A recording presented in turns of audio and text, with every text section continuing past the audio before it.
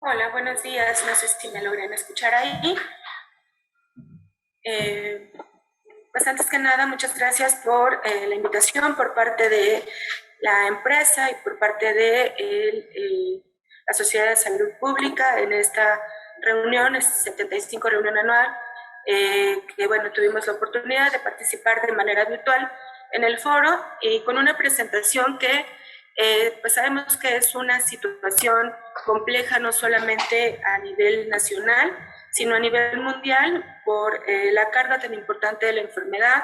por ser parte de una de las complicaciones más apremiantes dentro de estas enfermedades crónicas no transmisibles y que sabemos que pues esto en el transcurso de los años y seguramente a un periodo de corto, mediano y largo plazo, esta situación no solamente clínica, sino a nivel de salud pública, pues se enfrentará a retos bastante importantes para poder desarrollar programas de salud que de alguna manera tengan un impacto relevante para afrontar todo lo que lleva consigo la enfermedad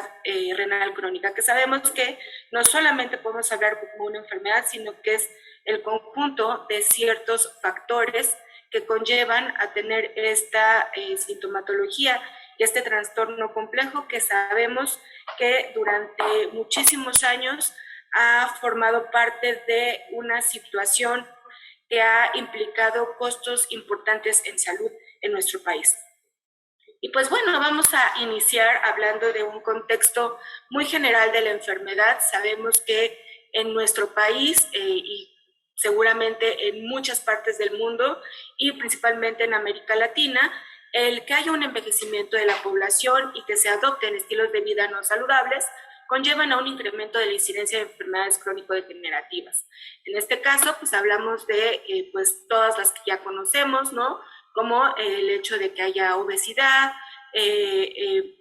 sobrepeso, tengamos ya complicaciones aunadas a esta situación como la diabetes mellitus, la hipertensión arterial y también algunas enfermedades neoplásicas. Y por lo tanto, bueno, la enfermedad renal crónica pues es el resultado causado por diversas enfermedades crónico-degenerativas, entre las cuales pues sabemos que las más importantes y las que más influyen en bueno, en este caso, el desarrollo, la historia natural de la enfermedad de estos padecimientos, pues son la diabetes mellitus y la hipertensión arterial. Y que esta situación pues es algo que nos ha hecho dar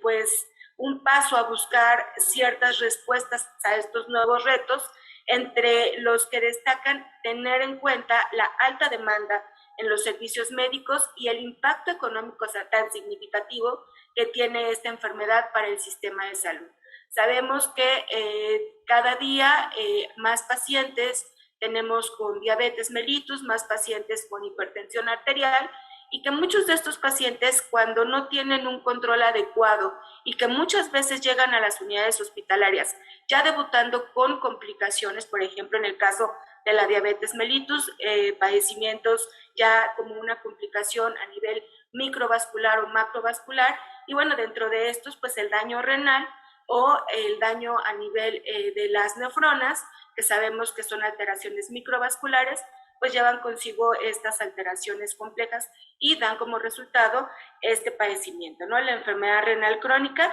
que no nada más, bueno, esta es la única etiología, sabemos que tenemos trastornos hereditarios a nivel glomerular y también algunas situaciones que pudieran estar condicionando como, pues, también enfermedad diabética tipo 1, que pues no necesariamente estamos hablando que sea una situación que está aunada a todas estas, digamos, situaciones que están ligadas a los estilos de vida y a la complejidad que traen con ello las enfermedades crónicas degenerativas. Sabemos que la evolución de la enfermedad renal crónica es muy variable, aunque depende de su etiología y como habíamos comentado, no siempre va a tener la misma evolución o la misma dinámica de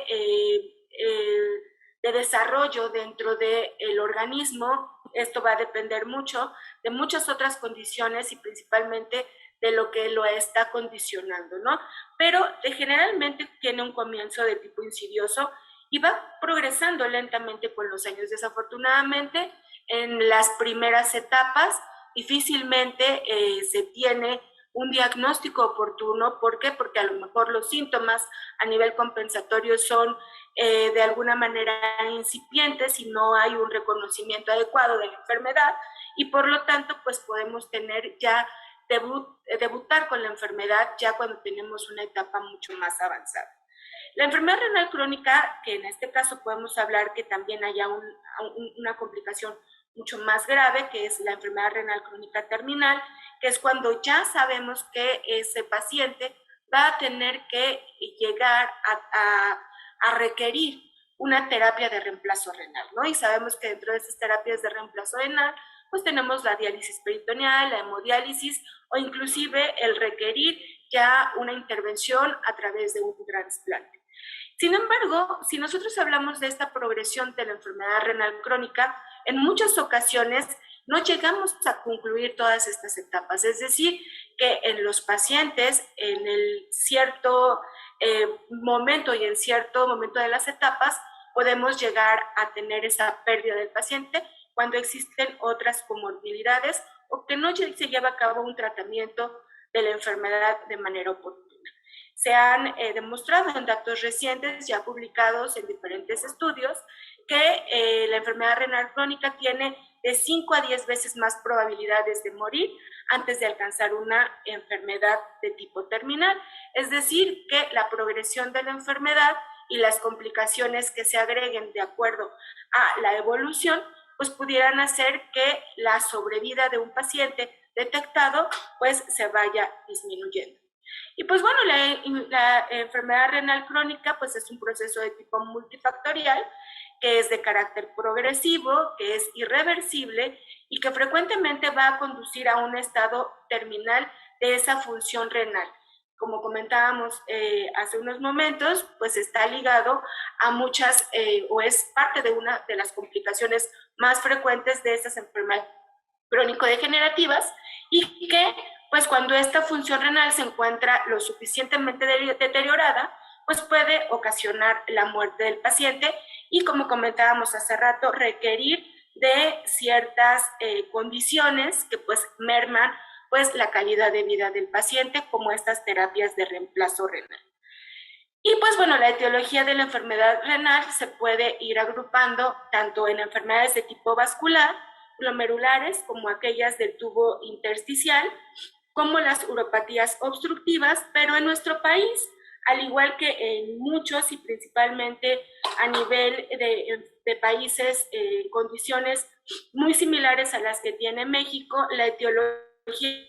mucho más frecuente se encuentra en la que es secundaria a las enfermedades crónico-degenerativas. En este caso, la diabetes mellitus tipo 2, que sabemos que es una de las situaciones y etiologías mucho más complejas que se presentan a nivel de salud pública en nuestro país. De acuerdo a cifras que se han investigado, de acuerdo a diferentes estudios, la diabetes mellitus es la responsable de hasta un 50% de los casos de enfermedad renal crónica, seguida de la hipertensión arterial sistémica y también de trastornos ya inflamatorios e importantes a nivel renal, como es la glomerulonefritis. Sabemos que dentro de, creo que no pasa, dentro de esta parte de la caracterización por etapas de esta enfermedad renal secundaria diabetes mellitus, que de alguna manera pues conocemos también como la nefropatía diabética, va a contemplar diferentes etapas, ¿no? Va a ir desde la etapa 1, en donde sabemos que existe una hipertrofia y hay una hiperfunción renal, pero que muchas veces esta hiperfunción se encuentra compensada, y a pesar de que la capacidad renal puede estar disminuida hasta en un 70%, los pacientes pudieran no tener una sintomatología que pudiera sugerirnos la presencia de la enfermedad, ¿no? y de alguna manera, aunque existe una tasa de filtrado glomerular que va en incremento, pues pudiera ser que no se dé cuenta la persona de que está teniendo este padecimiento. En la etapa 2, pues sabemos que ya es una enfermedad glomerular temprana, pero que tal vez todavía no se tenga una representación clínica o una sintomatología muy aparatosa de la enfermedad, y por lo tanto, bueno, aunque ya hay una disminución importante de la tasa de filtración glomerular, pues todavía podemos no tener síntomas que nos puedan decir que estamos ante una situación de alerta, en este caso en pacientes en donde ya el riñón está teniendo una capacidad de pues funcionar de forma inadecuada. En la etapa 3, lo que nosotros conocemos como la nefropatía diabética incipiente, que esta pues se lleva a cabo después de una evolución aproximadamente de unos 5 hasta 15 años, en donde alrededor del 40% de los enfermos con diabetes, que generalmente pues esto se da más en aquellos diabéticos que ya tienen una insulinodependencia, pueden alcanzar esta fase. Y en este momento es cuando ya tenemos pues datos que pudieran estarnos diciendo que existe ya un problema de filtración glomerular y por lo tanto se requiere de dar atención a esta sintomatología.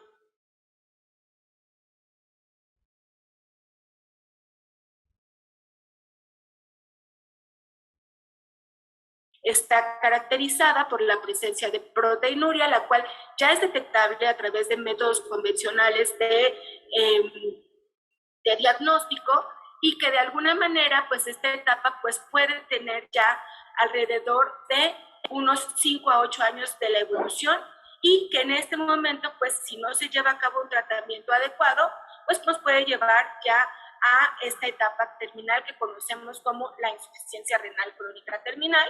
en donde pues ya tenemos un síndrome nefrótico, un síndrome urémico, y que pues esto pues pudiera estar condicionando que la enfermedad pues lleve a, en un periodo pues quizás en menor de un año, en un transcurso de 6 a 7 meses, a que la persona fallezca. Y pues bueno, aquí tenemos algunas cifras de evidencia de daño renal en las diferentes etapas, en donde vemos que la tasa de filtración glomerular se va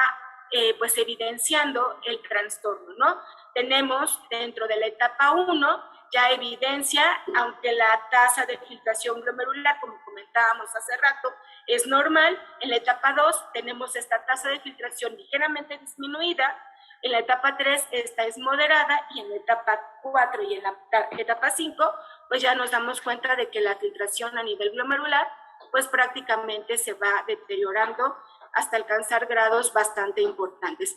Y si vemos en este esquema, que es un esquema muy pequeñito y es un esquema que pues pudimos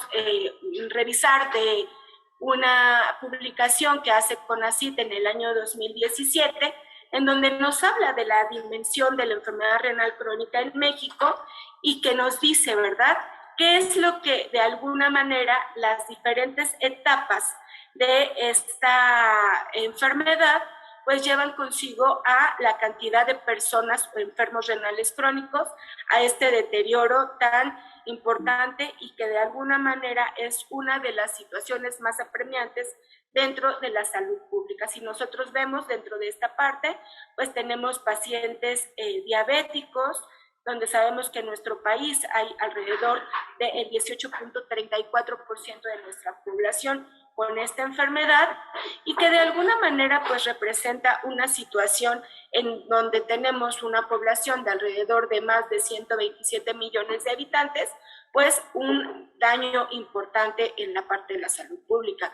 Y hablando de que esta es una de las principales complicaciones de la enfermedad, en donde sabemos que va a haber una alta demanda de servicios de salud, y que quizás no tenemos capacidad actualmente para enfrentar ni la parte diagnóstica ni la parte de evolución, pero tampoco en la parte de tratamiento. Sabemos que el tener ya un daño renal en un paciente pues implica una terapia de reemplazo. Al implicar una terapia de reemplazo, pues requerimos de insumos que son pues no necesariamente baratos, Sabemos que el costo de la enfermedad es uno de los costos más importantes y que tenemos pues alta demanda a nivel institucional, pero también a nivel privado. Sin embargo, nosotros podemos decir que sí es una situación apremiante y que sabemos que todas las personas van a tener una evolución y podemos llegar a tener complicaciones por estas enfermedades crónico-degenerativas no transmisibles que comentábamos hace rato. Sin embargo, hay factores asociados con la progresión de la enfermedad renal que no necesariamente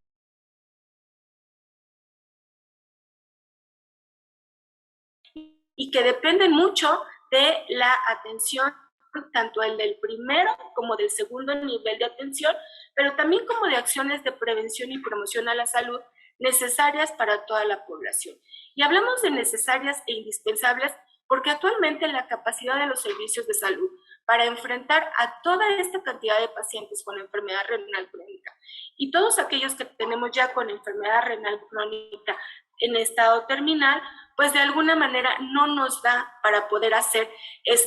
enfrentar esta situación de una manera que no tenga un impacto importante en la salud pública. Por lo tanto, si nosotros llevamos a cabo ciertas acciones a nivel global o en este caso a nivel de programas de salud, el que un paciente tenga el control de glucosa diabético en rangos normales o en rangos dentro de lo ideal, aunque sea un paciente diabético, pues sabemos que esta progresión va a durar mucho más tiempo o puede frenarse. El control estricto de una presión arterial en pacientes hipertensos, ubicando como estas dos entidades patológicas como las principales causantes de la enfermedad, el mantener los niveles de colesterol de LDL en rangos menores a 100 miligramos por decilitro, los niveles adecuados de triglicérido por debajo de 150 miligramos por decilitro, o sea, todo lo que nosotros podemos controlar, que el paciente dependa de la modificación de estilos de vida, así como del apego a los tratamientos, así como pues otras condiciones como el tabaquismo, el que se tenga pues en este caso un aporte energético adecuado a través de una dieta saludable, la reducción de la proteinuria y el evitar medicamentos y por lo tanto un deterioro más importante de la tasa de filtración glomerular, pues nos ayudaría mucho a poder modificar estas condiciones y esta situación que trae consigo la enfermedad renal crónica como un problema tan importante en salud pública. Y definitivamente, como dice el tema, esta es una enfermedad o una situación a la cual pues es real, sucede en nuestra población y que sabemos que en un periodo muy corto, en un periodo de mediano o largo plazo, estas cifras pueden incrementarse de una manera sustantiva. Por lo tanto, podemos decir que el impacto de la enfermedad renal crónica constituye, pues en este caso, los estados terminal y toda la evolución, un problema importante de salud pública asociado a una elevada tasa de mortalidad. Obviamente, al tener estas terapias renales de reemplazo, implican grandes costos. Ahorita vamos a ver unas proyecciones que se publicaron en la revista de nefrología apenas en el año 2020, en donde nos vamos a dar cuenta los costos atribuibles a la enfermedad y principalmente a estas terapias de reemplazo renal, que de alguna manera han hecho que que hay una significancia muy, muy importante en poder atender de manera temprana a estas, etiologías tan importantes y complejas que tenemos en nuestro país. Se estima que el número de casos, pues obviamente va a continuar aumentando si las condiciones actuales de salud persisten y se prevé que para el año 2025 habrá cerca de 212,000 casos y se registrarán casi 160,000 muertes relacionadas con dicha enfermedad. Es decir que pues el importante incremento de esta prevalencia e incidencia de la enfermedad renal crónica afecta a un 10% de la población a nivel mundial. Nosotros sabemos que pues todas estas acoplamientos a estos nuevos estilos de vida, en la realidad que estamos enfrentando en el mundo de las enfermedades crónicas no transmisibles, pues también hace que esto pues tenga un impacto todavía mayor. Y cabe señalar que en México hay una situación que nos hace no tener pues de alguna manera una caracterización o una aproximación real de lo que es la dimensión de la enfermedad renal crónica, ya que carecemos, al igual que como en otras enfermedades crónico-degenerativas, enfermedades no transmisibles, de un registro nacional en donde no sabemos a ciencia cierta cuál es el número de pacientes, cuál de estos pacientes se ha complicado y por lo tanto, pues no sabemos en muchas ocasiones en qué momento de la enfermedad estamos nosotros teniendo este acercamiento con los pacientes. Sin embargo, bueno, se ha estimado que la incidencia es de 377 casos por cada 100,000 habitantes, por cada millón de habitantes, y la prevalencia es de 1,142 casos por cada millón de habitantes. En un estudio realizado también en el año 2017, se reportó que la prevalencia de la enfermedad renal crónica fue del 12.2%, atribuyéndose 51.4 muertes por cada 100,000 habitantes en nuestro país. Si nosotros nos vamos a estas cifras, que sabemos que no son, pues de alguna manera, lo que realmente está sucediendo, sino es una aproximación a través de diferentes investigaciones, generalmente a nivel institucional o a nivel hospitalario, pues de alguna manera si nosotros lo extrapoláramos a la población, estamos hablando de un problema de gran magnitud en la salud pública. Y pues en esta publicación que les comentaba de carga de la enfermedad por insuficiencia renal, y en este caso para ver la probabilidad de supervivencia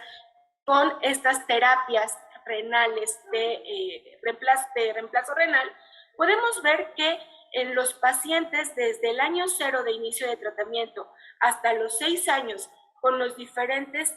digamos, terapias que conocemos, como es la diálisis peritoneal, de control ambulatorio, la hemodiálisis y el trasplante renal, pues nosotros nos vamos dando cuenta que con el paso de los años la supervivencia va disminuyendo de manera significativa.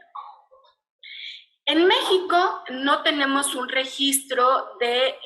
enfermedad renal crónica, sin embargo, a través del Sistema Estadístico y Epidemiológico de las Defunciones, que sabemos que dentro de este registro, pues la notificación de la mortalidad se realiza por entidad de ocurrencia. Vemos aquí la tasa de mortalidad en los últimos 5 años, del 2015 a 2019. Sabemos que las cifras para INEGI del año 2020 y pues lógicamente para 2021 todavía no se tienen, pues en este caso, un estatus de actualización, y que pues tardamos aproximadamente un año en tener estos datos, pero si podemos ver, pues de alguna manera la Ciudad de México pues tiene las tasas de mortalidad más elevadas. ¿Y esto por qué? Porque, como les comentaba, la mortalidad se registra por entidad de ocurrencia, ¿no? Entonces, sabemos que en la Ciudad de México pues tenemos pues en este caso los centros de atención en salud más importantes y la densidad poblacional atendida es muchísimo mayor. Pero ahorita vamos a ver la tasa de incidencia y las defunciones en el año 2019 de esta enfermedad renal crónica, la cual, bueno, agrupa no solamente la insuficiencia renal, sino también los trastornos glomerulares y el daño renal causado por la diabetes mellitus, que es una clasificación de 4 enfermedades dentro de la clasificación CIE-10. Para el año 2019, la tasa de mortalidad registrada por enfermedad renal crónica fue del 17.71 defunciones por cada 100,000 habitantes en el país. Y podemos ver que la tasa de mortalidad sí se registra en nuestro país, en la Ciudad de México, con una tasa de 169.2 defunciones por cada 100,000 habitantes, a pesar de que dentro de los casos, o el número mayor de defunciones, perdón, pues se registra en el Estado de México. Pero también podemos ver estados como el Estado de Jalisco, Veracruz, Puebla, que son entidades federativas con una cantidad importante de ocurrencia de mortalidad por este padecimiento. Y pues si lo ligamos, ¿verdad?, a esta situación, perdón, de condiciones de vida, de situaciones epidemiológicas, situaciones en salud pública que se encuentran presentes principalmente en estos estados en donde tenemos pues mayor densidad de población, actividades económicas distintas, pues de alguna manera podemos esperar que estas cifras vayan en incremento. Y algo muy importante es que pues esta enfermedad implica muchísimos costos para el sector salud.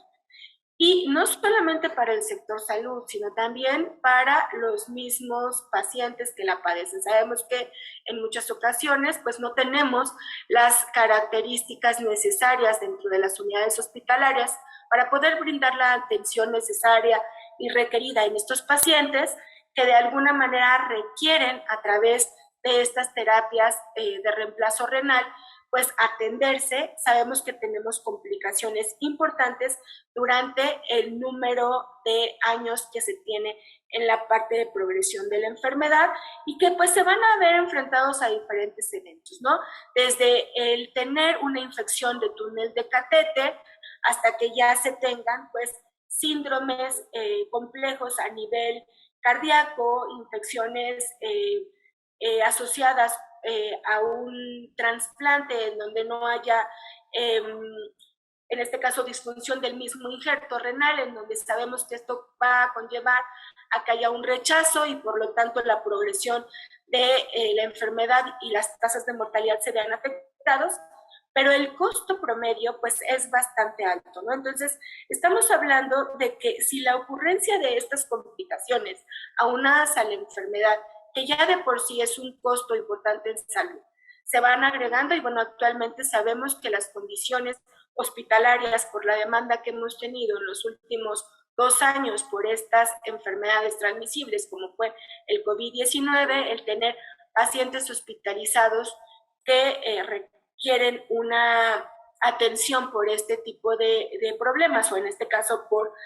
llevar a cabo sus terapias de reemplazo renal, pues se ven mermadas y que por el tener una acumulación en un tiempo corto de estos pacientes o de este grupo de pacientes, pues puede implicar también situaciones complejas, como cuáles infecciones asociadas a la atención de la salud, lo cual, bueno, va a implicar el hacer un recambio de un catéter, etcétera, y pues obviamente el que tengamos también terapias antimicrobianas mucho más complejas y generar resistencias bacterianas dentro de los hospitales que también puedan implicar un costo mayor de la enfermedad. Y pues aquí lo vemos, ¿no? De alguna manera no es algo fácil. Tenemos costos atribuibles a la enfermedad por pacientes por cada una de estas terapias de reemplazo y si nosotros lo vemos, pues desde la parte de la diálisis, la hemodiálisis y los trasplantes, pues es muchísimo dinero que en un sistema de salud como en el cual nosotros estamos inmersos, sabemos que es complicado, no imposible, pero es complicado abordarlo y sabemos que muchos de los pacientes que tienen esta enfermedad muchas veces llegan a tener complicaciones por falta de atención. ¿Por qué? Porque a lo mejor en los lugares en donde pueden llegar a demandar los servicios, pues no se cuenta con los espacios, con los tiempos, con los insumos y que muchas veces a un nivel privado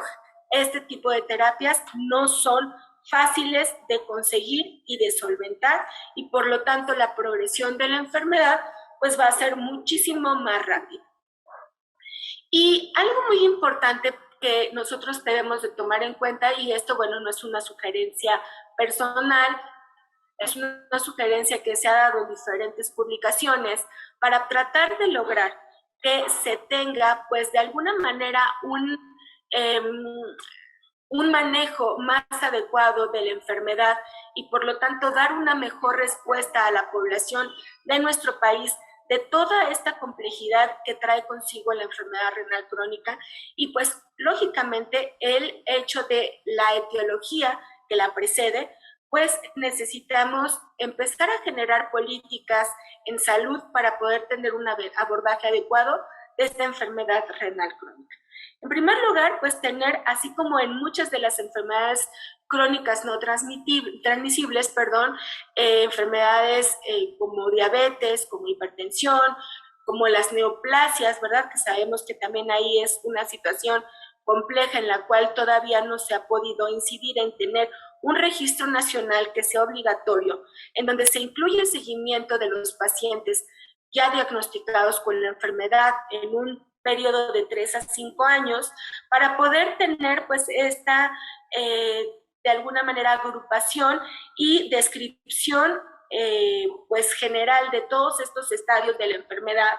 y poder nosotros tener pues la inclusión de la fecha y la causa de muerte para poder determinar el impacto real que está teniendo la enfermedad. A pesar de tener todos estos estudios descriptivos, analíticos a nivel institucional, a nivel hospitalario, a nivel de las, digamos, del gremio de investigación, pues no es suficiente con ello, ¿no? O sea, es importante avanzar a tener un registro de la enfermedad para poder de alguna manera entender el panorama y llevar a cabo una caracterización, insistir en la referencia temprana a los servicios especializados. Sabemos que muchos de los pacientes llegan a un primer nivel de atención para ser detectados, a un segundo nivel, pero en muchas ocasiones se quedan en la parte de un médico que pues no es especialista en la enfermedad, ¿no? O sea, es decir, que se tiene que insistir en que en los pacientes con una detección en etapas intermedias o inclusive en etapas tempranas, tener por lo menos una valoración inicial por el médico tratante de primer contacto y ya, pero con estas instrucciones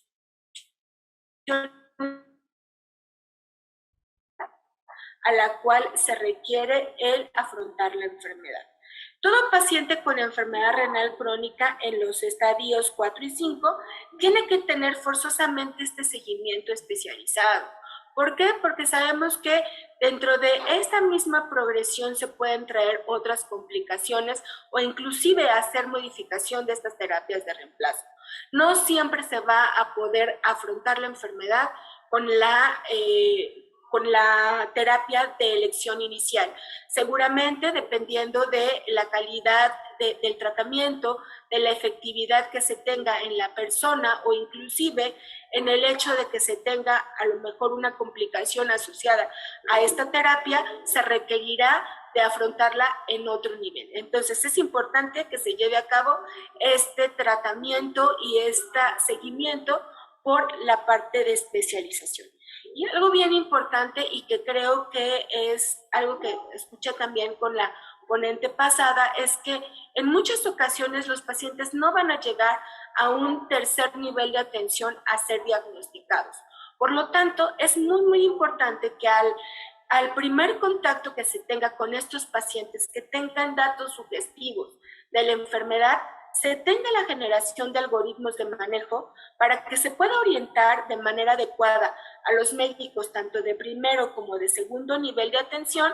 en cuáles van a ser las herramientas para el abordaje, cuál va a ser el tratamiento del paciente, en qué momento se tendrá que llevar a cabo la toma de estudios requeridos y necesarios para poder determinar en qué momento se encuentra de la progresión de la enfermedad y también para poder evaluar qué es lo que está haciendo que esta progresión de la enfermedad esté dando ese resultado, ¿no? Como que, pues, como la enfermedad base, que es, en este caso, pues, las causas de la enfermedad, como la hipertensión, como la diabetes mellitus o la hipertensión, ¿no? Entonces, dentro de esta publicación que hace CONACYT, pues tenemos esta parte del algoritmo que se sugiere para tener en cuenta de cómo establecer estas estrategias dentro del país para el abordaje en estos pacientes con enfermedad renal crónica. En el momento de que llega a una atención primaria o llega a una unidad especializada del segundo nivel de atención o en el primer nivel de atención. Es decir, si se tiene ya un registro de que ese paciente tiene una detección de una insuficiencia renal crónica, pues dependiendo de la tasa de filtración glomerular en la cual se capte el paciente, requerirá la intervención si se trata de un paciente que puede ser atendido por un área de medicina interna o requerir ya una especialidad como nefrología para su abordaje y determinar ya sea a nivel de segundo nivel o tercer nivel el que este paciente requiera de una terapia sustitutiva de la función renal para poder de alguna manera llevar a cabo pues estas medidas. Si es un paciente que ya estamos en una etapa en la que ya no, independientemente de su función renal, ya no es tratable, pues estaremos afrontando la realidad de ese paciente a través de cuidados paliativos, o también podemos ya pues optar, ¿no?, por la terapia de diálisis, ya sea a nivel peritoneal o a nivel de hemodiálisis, o bien el que haya un trasplante renal. Y que sabemos que esto no es algo que se consiga de la noche a la mañana. Sabemos que tenemos pacientes que debutan con insuficiencia renal crónica y que quedan en unidades de segundo nivel de atención en espera de iniciar con tratamientos, en este caso de reemplazo. Y que muchas veces estos pacientes llegarán a servicios de urgencia para poder tratar, en este caso, una complicación o el que se trate de disminuir la cantidad de asuados a través de una terapia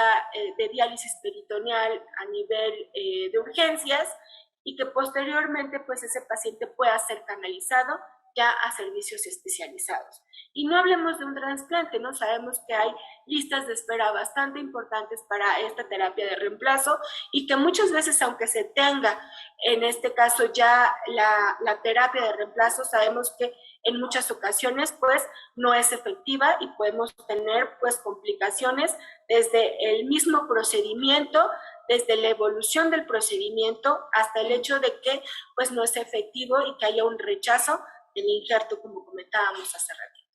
Por otro lado, bueno, ya para poder finalizar la presentación, sabemos que, bueno, la enfermedad renal crónica se inicia,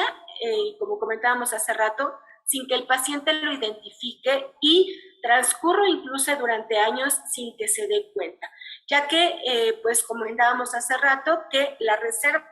renal remanente puede ser suficiente para mantener aparentemente sana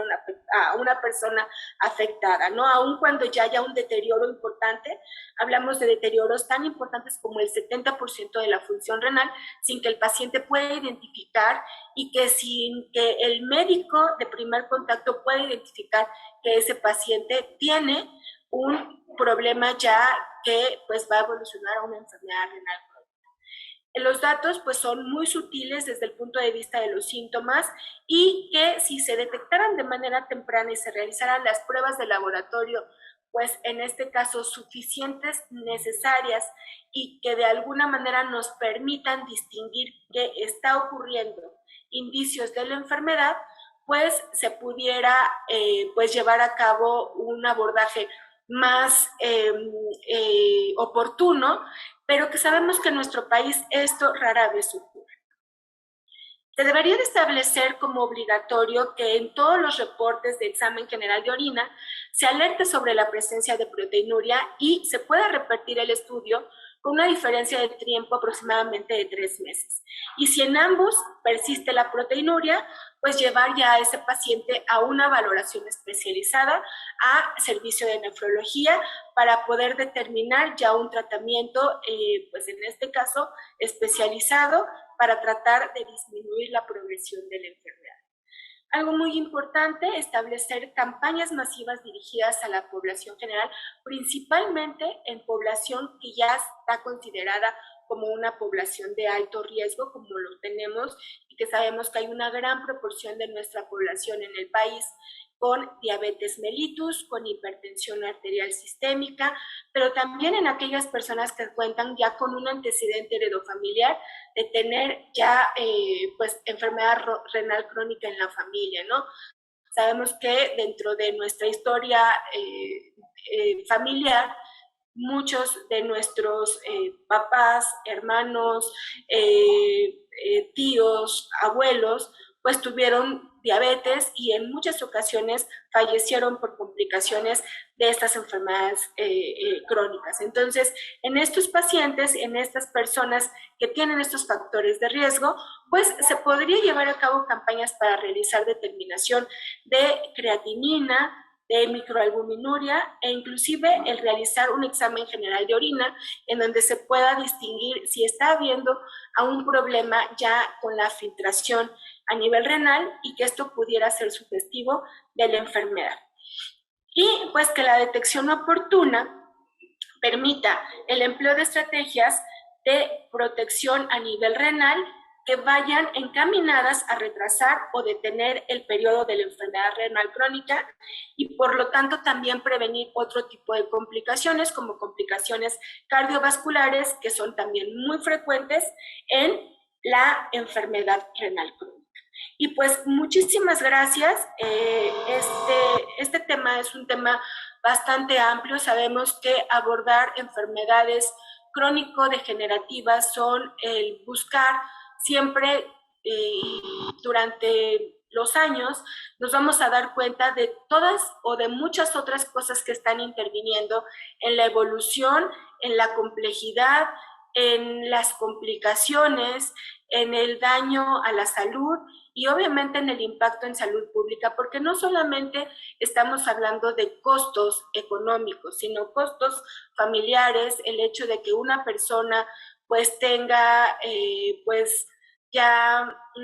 una calidad de vida diferente y no solamente la persona que lo padece, ¿no? Sino también aquellos que están acompañando a la enfermedad, al enfermo, con el seguir el transcurso de esta enfermedad. Sabemos que no es fácil, sabemos que nuestros sistemas de salud son sistemas en las cuales tenemos que incidir en muchas situaciones, no solamente en el poder atender a este gran número de pacientes que cada día se acumulan más por las condiciones de vida que tiene nuestra población en México, sino también, ¿verdad?, llevar a cabo programas de prevención y promoción a la salud en los que se promueva un estilo de vida diferente, pero también sabemos que nuestra situación en México, en donde el consumo de ciertos grupos de alimentos son más factibles por el hecho de que sean más alcanzables para nuestra población. Hablamos de un alto contenido en carbohidratos, poca cantidad de proteínas, sedentarismo, etcétera, etcétera, pues sabemos que esto pues en el transcurso de los años generará una progresión de la situación epidemiológica de este grupo de padecimientos que traerán consigo pues estas demandas por atención hacia estos pacientes. Pues muchísimas gracias. Adelante, espero no haberme tardado, creo que me tardé un poquito más del tiempo, pero pues agradezco y espero que esta presentación les sea de utilidad a todos los que están acompañando en este congreso. Gracias. Muchas gracias, doctora Tania. Tratando de complementar justamente toda esta información que la doctora nos hacía ver y saber, voy a buscar conectar muchas de las ideas que ella nos mostraba con una idea que es muy, muy importante, si me ayudan con los slides. El tema de la nefropatía y particularmente en México el tema de la nefropatía diabética está completamente descontrolado, pero nos contaba la doctora Tania en todas sus estadísticas en dónde nos encontramos, hacia dónde va la problemática. Y déjenme recordarles un poco de la historia de cómo ha venido el ser humano trabajando y viendo y viviendo. Y básicamente en el libro del origen de las especies de Carlos Darwin, él hablaba de la evolución del hombre y hablaba de cómo el hombre a través de la historia ha venido evolucionando en diferentes etapas. Pero nunca imaginó Darwin que en algún momento el hombre iba a evolucionar hacia esto. Este es el gran problema que tenemos hoy. Este es el gran problema de México, este es el gran problema de Latinoamérica y este es el gran problema del mundo entero. El hombre se ha venido transformando en un hombre sedentario, en un hombre que vive en un nivel de estrés gigantesco. El hombre se ha venido desarrollando a través de la historia en un sedentarismo increíblemente grande. Y este sedentarismo nos ha llevado a diferentes complicaciones y una de las grandes complicaciones es la obesidad. La obesidad en México ligada a la diabetes, que se conoce como la enfermedad gemela. Y bueno, a esto le sumamos la enfermedad renal y entonces viene una trilogía bastante interesante que hoy en día se conoce en el gremio del mundo de los médicos como el asesino silencioso. No sé si habían escuchado.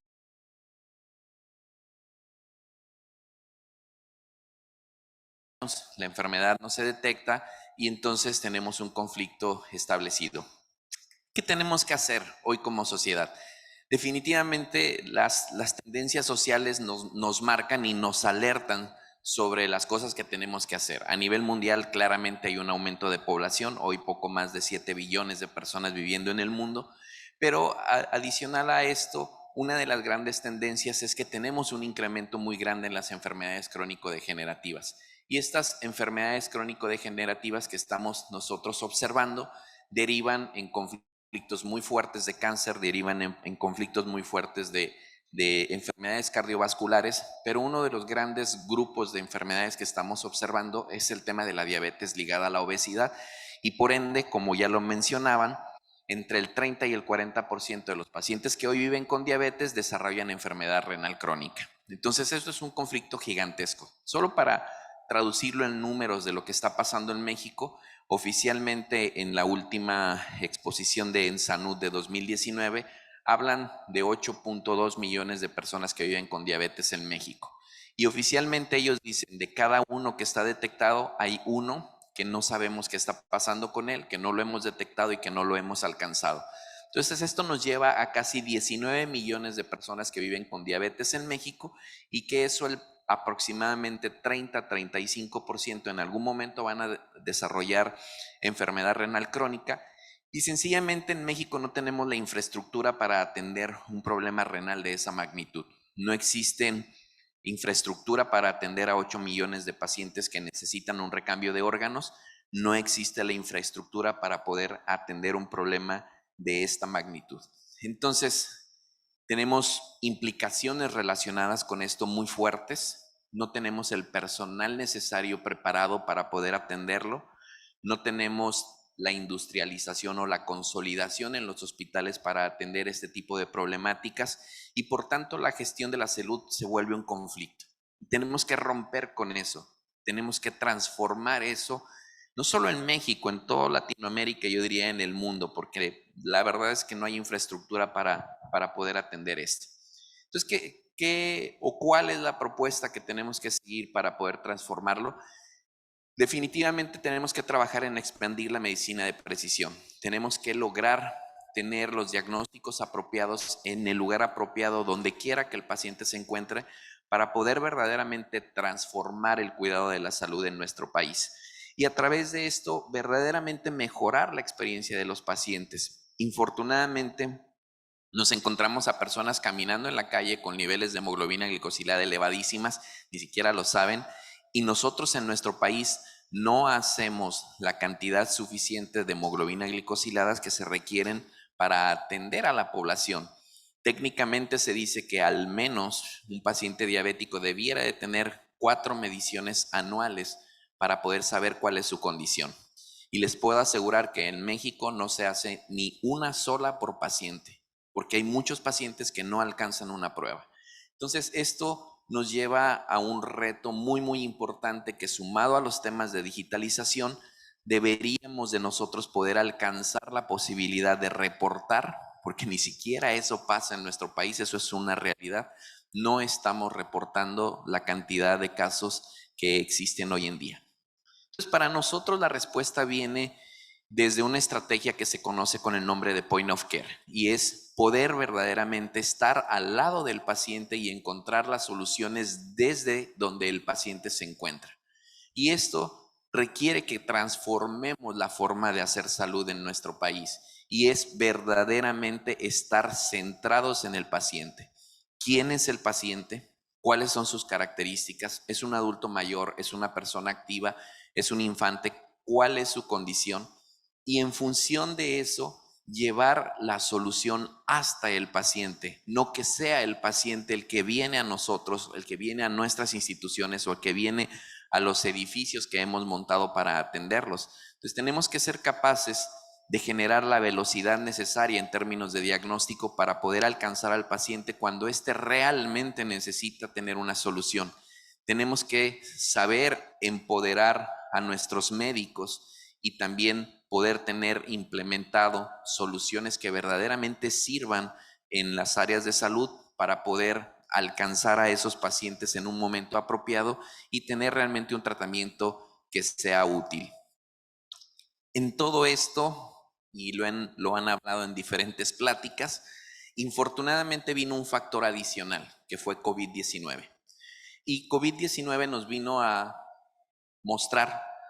que nuestros pacientes diabéticos o nuestros pacientes con nefropatías eran los más vulnerables. ¿En dónde hubo más muertes? Pues en aquellos países en donde había mayores índices de enfermedades crónico-degenerativas. Eso es una realidad que muchas veces no se muestra o que muchas veces no se expone a través de las estadísticas, pero el paciente más vulnerable fue el paciente que tenía alguna enfermedad crónico-degenerativa. Y para mostrar esto, básicamente 1 de cada 2 pacientes que viven con enfermedad renal y tuvieron el contagio con COVID, desarrollaron de forma irreversible la enfermedad renal. Y eso es algo que hoy está demostrado. Infortunadamente, entre el 10 y el 15% de la población que hoy vivimos en el mundo, tenemos prevalencia de esa enfermedad renal, y el hecho de haber llegado la enfermedad del COVID hizo que la población mundial fuera mucho más vulnerable. Entonces, ¿qué tenemos que hacer? Detectar de forma temprana la enfermedad renal, saber a través de formatos de tiras reactivas rápidas que puedan identificar ese problema renal para que el médico sepa que ese paciente tiene un problema renal y no solamente es el tema de COVID, sino que tenemos que buscar la forma de apoyar a los grupos médicos a actuar con rapidez y tomar decisiones terapéuticas oportunas para evitar un conflicto. Entonces, el poder identificar proteínas, el poder identificar la presencia de sangre en la orina, ese es un indicativo importantísimo para los médicos y poder transformar la manera de diagnosticarlo. Entonces, si pudiéramos definirlo de alguna manera, necesariamente todos estos conflictos tienen que llegar a tener un diagnóstico temprano. Si nosotros no detectamos a los pacientes oportunamente, cualquier terapia, permítanme decírselos de esta forma tan fría, no va a servir de nada, porque la enfermedad renal en sus etapas 4, 5 y 6 es completamente irreversible. Lo único que vamos a hacer es postergar la vida del paciente con un sufrimiento gigantesco. Y cualquiera que haya tenido a su lado a un paciente que vive con diabetes o enfermedad renal crónica avanzada sabrá que eso es una muerte en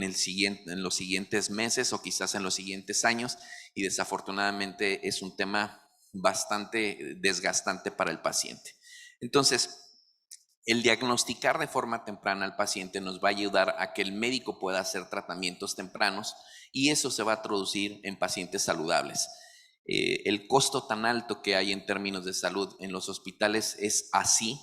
porque desafortunadamente el paciente llega ya en etapas muy avanzadas a nuestros hospitales. Entonces, la propuesta, como ya lo decía la doctora Tania hace un momento, es detectar la microalbúmina, detectar a través de diferentes métodos una proteína que se llama albúmina, y que esencialmente en el riñón, la forma en la que esta proteína se está excretando está directamente relacionada con la capacidad de funcionalidad de nuestros riñones. Y déjenme explicarles algo que de pronto es muy básico, pero que a veces se confunde mucho y no significa que el término o el concepto de microalbuminuria esté relacionado a que estamos detectando una molécula de un menor tamaño, sino es detectar a través de la orina la presencia de la proteína llamada albúmina en concentraciones muy pequeñas, concentraciones que nos permiten evaluar de forma directa el estado en el que el riñón se encuentra. Y esto es un tema de tiempo y es aquí el punto más importante de todo lo que hoy yo voy a compartirles. Debemos de ser capaces de detectar de forma temprana la albúmina en el paciente porque en las primeras etapas de la evolución de la enfermedad, la excreción de la albúmina es de forma pequeña o en concentraciones pequeñas y es de forma o se realiza de forma intermitente, de tal manera que podemos nosotros en ese momento observar en el paciente una posibilidad de regresar a una normalidad a través de las terapias médicas. Infortunadamente, cuando nosotros observamos la excreción de esta proteína en cantidades elevadas, la enfermedad se transforma en un formato irreversible y la excreción de la albúmina se vuelve de forma constante y se vuelve de forma cada vez más incremental. Entonces, la detección de este parámetro a través de los análisis clínicos se vuelve un formato determinante o un formato que nos da muchísima información sobre la condición del paciente. Adicionalmente, se recomienda también medir la creatinina. La creatinina, que es un compuesto que viene de la degradación de la creatina, que es una sustancia que estamos usando diariamente para la actividad energética de nuestro cuerpo. Esta excreción se considera una constante y va a variar en función del peso de cada persona, de la masa muscular de cada persona, pero entonces combinar la medición de la creatinina con la microalbúmina nos va a dar un valor que es sumamente importante, que se considera o se llama relación albúmina-creatinina. Y esta relación albúmina-creatinina va a estar directamente correlacionada con la función renal y nos va a decir qué tan eficiente es nuestro riñón, qué tan eficiente está siendo la tasa de filtración glomerular y nos va a decir qué tan eficiente está siendo nuestro organismo hoy en día para poder eliminar las toxinas y eliminar y mantener el equilibrio ácido-base en nuestro cuerpo. Y al final del día, esta relación albúmina-creatinina nos va a dar de forma precisa el estado de nuestro paciente. La Federación Internacional de Diabetes ha clasificado prácticamente en 3 grupos la medición de esta relación y es cuando la relación albúmina-creatinina está por debajo de los 30 puntos, se considera un paciente completamente normal. Entre los 30 puntos y los 300 puntos, se dice que esto es un paciente que ya tiene una afectación renal establecida, pero está en un punto en donde esa enfermedad puede ser tratada y puede ser controlada y puede ser incluso irreversible. Infortunadamente, lo que está pasando en nuestro país es que los pacientes llegan cuando la relación albúmina-creatinina ha rebasado los 300 puntos. Y en este punto, irremediablemente, la enfermedad es irreversible y es una enfermedad progresiva que ya está establecido un daño y eventualmente ese paciente o va a necesitar una diálisis, una hemodiálisis o en el peor de los casos un recambio de órganos. Y es un poco a donde a mí me gusta mucho llamar su atención porque la realidad es que en México no hay capacidad para hacer 8 millones de trasplantes de órganos. Y el otro tema que es un gran reto es, ¿dónde están los 8 millones de donadores? Entonces las filas son gigantescas. ¿Y cuándo le va a tocar a alguien un cambio de daño renal? Eventualmente nunca. Entonces yo me regreso hasta el inicio de toda la presentación y digo, la respuesta está en nosotros. La respuesta está en cambiar nuestra vida sedentaria. La respuesta está en tener una alimentación sana. La respuesta está en hacer un ejercicio, una dieta balanceada y un equilibrio en nuestras vidas, ¿no? Y es ahí en donde tenemos que centrarnos y transformarnos.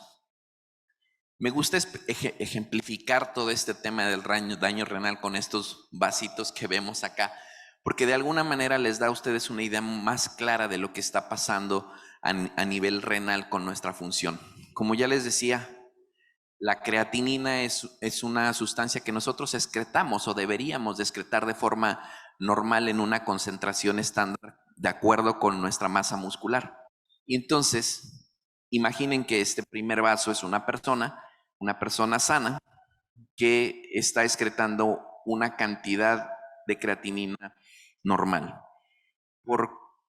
temas incluso a veces de ejercicio, de esfuerzo, siempre se excreta una cantidad mínima de albúmina, pero la relación albúmina-creatinina está por debajo de los 30 puntos. Y entonces esto se considera algo completamente normal. En los inicios de la enfermedad, cuando nosotros observamos que un paciente está teniendo problemas, lo primero que pasa es que la relación o la excreción de la creatinina disminuye. ¿Y en dónde vamos a ver nosotros elevación de la creatinina? Pues en sangre, ¿no? Cuando nosotros hagamos un estudio clínico en sangre, vamos a ver que la creatinina está elevada, pero la creatinina en orina se disminuye, ¿ok? Y entonces, como el nivel en este momento de daño renal no es tan grande, la concentración de albúmina se sigue manteniendo, pero la relación albúmina-creatinina se rompió y está elevada. Y en este punto, esa relación albúmina-creatinina está entre los 30 y los 300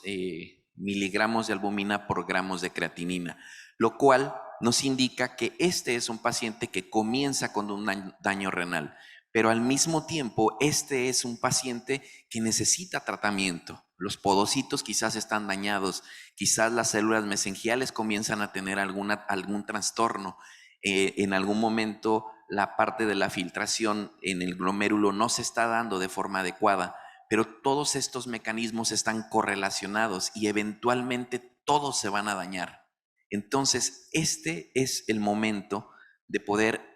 incluir un medicamento y establecer un tratamiento apropiado para el paciente, para que este paciente regrese al primer escenario y esa enfermedad no siga avanzando. Nuevamente, infortunadamente, lo que nosotros encontramos en todo el país es esto. Nuestros pacientes llegan así, con una disminución increíblemente grande de concentración de creatinina en su excreción, pero con albúminas increíblemente altas. Y esto genera una relación albúmina-creatinina por arriba de los 300 puntos y aquí la enfermedad ya es irreversible. Aquí ya 2 o 3 mecanismos renales están completamente dañados y el paciente tiene un problema gigantesco que va a terminar eventualmente en un posible recambio de órganos. Entonces, esa es la respuesta que tenemos que encontrar y combinado esto con los índices de filtración glomerular, nosotros debemos buscar en dónde el paciente está mejor controlado. Esto es la misma tabla que la doctora Tania nos mostraba, combinándolo con la estrategia de medición de microalbúmina y creatinina, que es de alguna manera el estudio completo para hacer un diagnóstico más apropiado al paciente. No decimos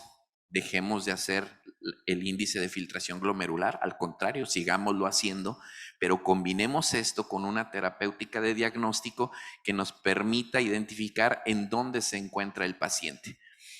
Muchos podrán decirme